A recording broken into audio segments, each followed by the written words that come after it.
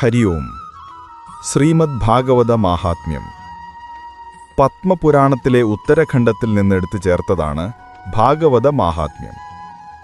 പാർവതീദേവി ഭാഗവത പുരാണത്തിന്റെ മഹത്വം വർണ്ണിക്കാൻ ആവശ്യപ്പെടുകയും അതനുസരിച്ച് സൂതൻ ശൗനകന് നൽകിയ വിവരണം ശിവൻ പാർവതിയെ ധരിപ്പിക്കുകയും ചെയ്യുന്നതായിട്ടാണ് ഇതിന്റെ ഘടന.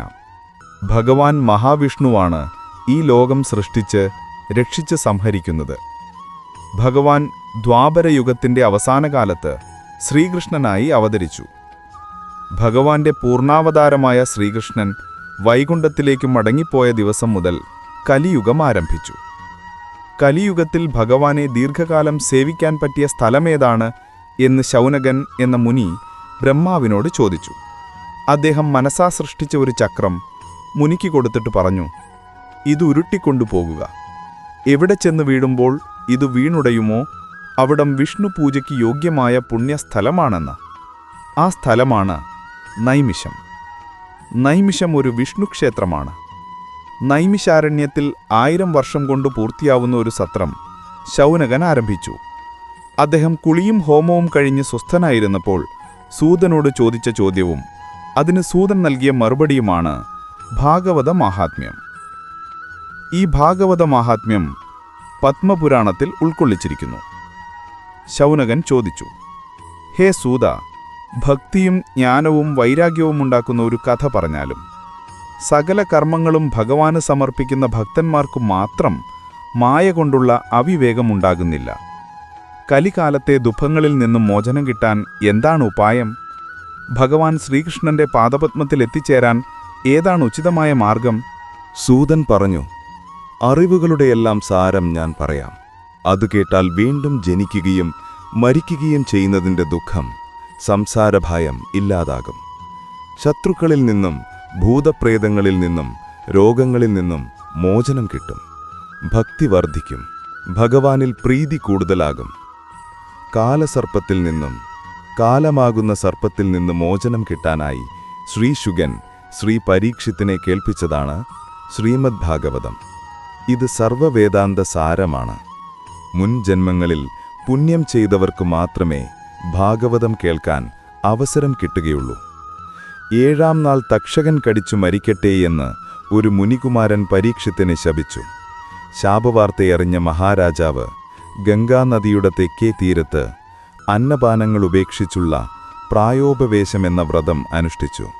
ആ 7 ദിവസം കൊണ്ട് ശ്രീ ശുകൻ മഹാരാജാവിന് ഭാഗവതം ഉപദേശിച്ചു. ഭാഗവത കഥ പറയാൻ തുടങ്ങിയപ്പോൾ ദേവന്മാർ അമൃത കലശവുമായി അവിടെ എത്തി. അവർ ശ്രീ ശുകനോട് പറഞ്ഞു, മഹർഷേ, ഈ അമൃതം രാജാവിന് കൊടുക്കുക. അദ്ദേഹം മരണമില്ലാത്തവനായി തീരട്ടെ. പകരം ഈ ഭാഗവതമെന്ന അമൃതം ഞങ്ങൾക്ക് തന്നാലും. ശ്രീ ശുകൻ ചിന്തിച്ചു, അമൃതം സേവിച്ചാലും പുണ്യക്ഷയം വരുമ്പോൾ രാജാവ് വീണ്ടും ജനിക്കും.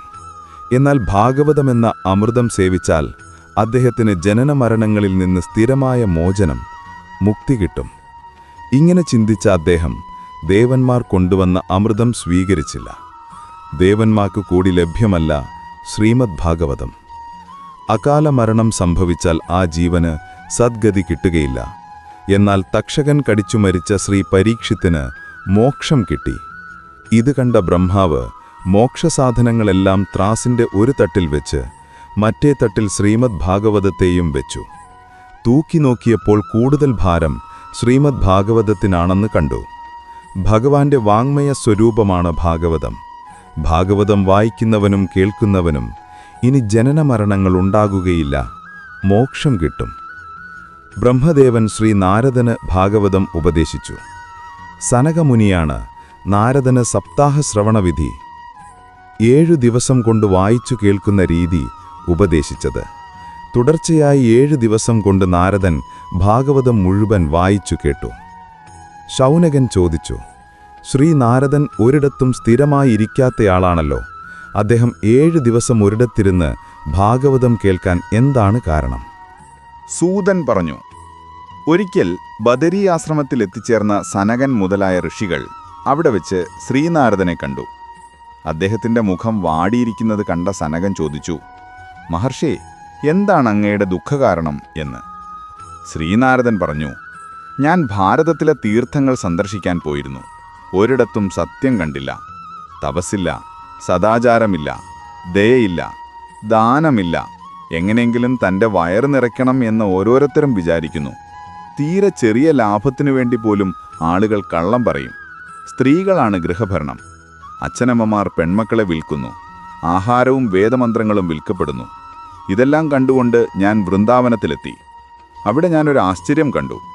ഒരു യുവതിയുടെ ഇരുവശത്തും ഓരോ വൃദ്ധന്മാർ കിടക്കുന്നു. യുവതി അവരെ ശുശ്രൂഷിക്കുന്നു. അവർക്ക് ബോധം വരുത്താൻ ശ്രമിക്കുന്നു. ശ്രമം ഫലിക്കാതെ വരുമ്പോൾ കരയുന്നു. മറ്റു സ്ത്രീകൾ അവളെ പലതരത്തിൽ ശുശ്രൂഷിക്കുന്നു. ഞാൻ അവരുടെ അടുത്ത് ചെന്ന് എന്താണ് ദുഃഖകാരണമെന്ന് ചോദിച്ചു. അവൾ പറഞ്ഞു, എൻ്റെ പേര് ഭക്തി എന്നാണ്. എൻ്റെ 2 മക്കൾ ജ്ഞാനവും വൈരാഗ്യവും ഇതാ വൃദ്ധരായി കിടക്കുന്നു. അവർക്ക് ബോധമില്ല. എന്നെ പരിചരിക്കുന്ന ഈ സ്ത്രീകൾ പുണ്യനദികളുടെ ദേവിമാരാണ്. അവൾ തുടർന്നു പറഞ്ഞു, ഞാൻ ജനിച്ചത് ദ്രാവിഡദേശത്താണ്. കർണാടകത്തിലും മഹാരാഷ്ട്രത്തിലും വളർന്നു. ഞങ്ങൾ ഗുജറാത്തിൽ വന്നപ്പോൾ എല്ലാവരെയും ജര ബാധിച്ചു.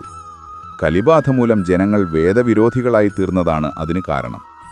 ഞങ്ങൾ പിന്നീട് വൃന്ദാവനത്തിലെത്തി. ഞാൻ വീണ്ടും യുവതിയായി. എന്നാൽ എൻ്റെ മക്കൾ 2 പേരും ഇപ്പോഴും ജര കൊണ്ട് ക്ഷീണിച്ചിരിക്കുന്നു.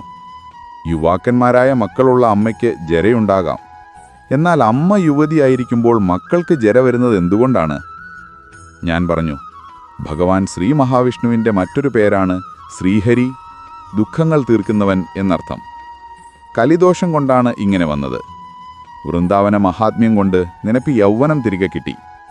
നിന്റെ മക്കൾ ജ്ഞാനത്തെയും വൈരാഗ്യത്തെയും ഇവിടെ ആർക്കും വേണ്ട. അതുകൊണ്ടാണ് അവരുടെ ജര നശിച്ചില്ല. ഭക്തി ചോദിച്ചു, രാജാവായ ശ്രീ പരീക്ഷിത്ത് ദിഗ്വിജയത്തിനു പോയപ്പോൾ കലിയെ ഭൂമിയിൽ നിലനിർത്തിയത് എന്തുകൊണ്ടാണ്?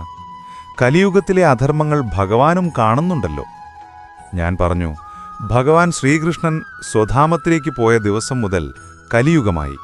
എന്നാൽ കലിക്ക് ഒരു ഗുണമുണ്ട്.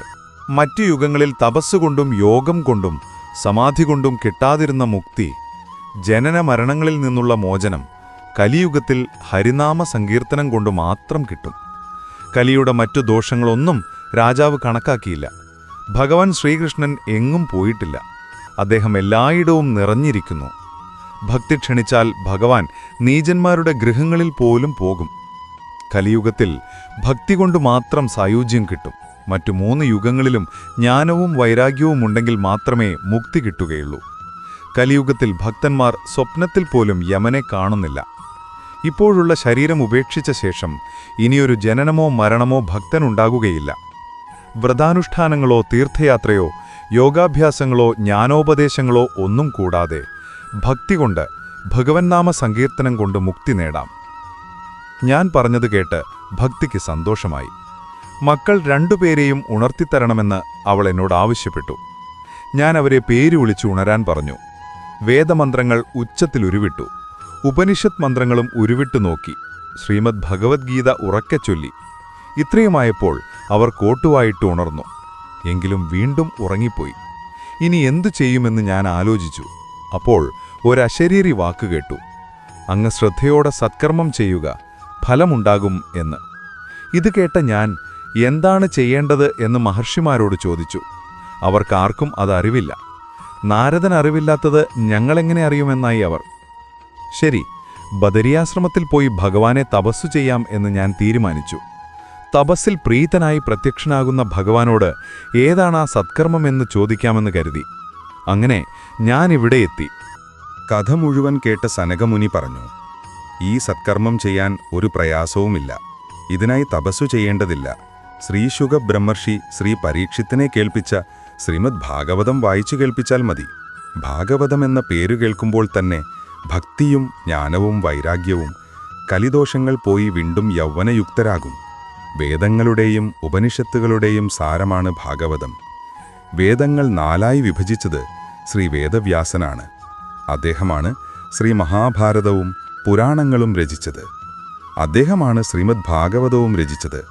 അദ്ദേഹത്തിൻ്റെ മനസ്സ് അസ്വസ്ഥമായിരുന്നപ്പോൾ അങ്ങുതന്നെയല്ലേ പിതാമഹനിൽ നിന്ന് അങ്ങേക്ക് കിട്ടിയ ചതുശ്ലോകി ഭാഗവതം അദ്ദേഹത്തിന് ഉപദേശിച്ചത്? ശ്രീ വേദവ്യാസൻ ഭാഗവതം രചിച്ച് പുത്രൻ ശ്രീശുക ബ്രഹ്മർഷിയെ പഠിപ്പിച്ചു. ഭാഗവതം വായിക്കുന്നിടത്ത് ഭക്തിയും ജ്ഞാനവും വൈരാഗ്യവും തീർച്ചയായും വരും. ഹരിദ്വാരത്തിലെ ബദരിയാശ്രമത്തിൽ ആനന്ദമെന്നു പേരുള്ള സമതലത്തിൽ വെച്ച് സനകമുനി ശ്രീനാരദനെ ഭാഗവതം സപ്താഹമായി വായിച്ചു കേൾപ്പിച്ചു. വായന കേൾക്കാനായി അനേകം മഹർഷിമാർ അവിടെ വന്നു.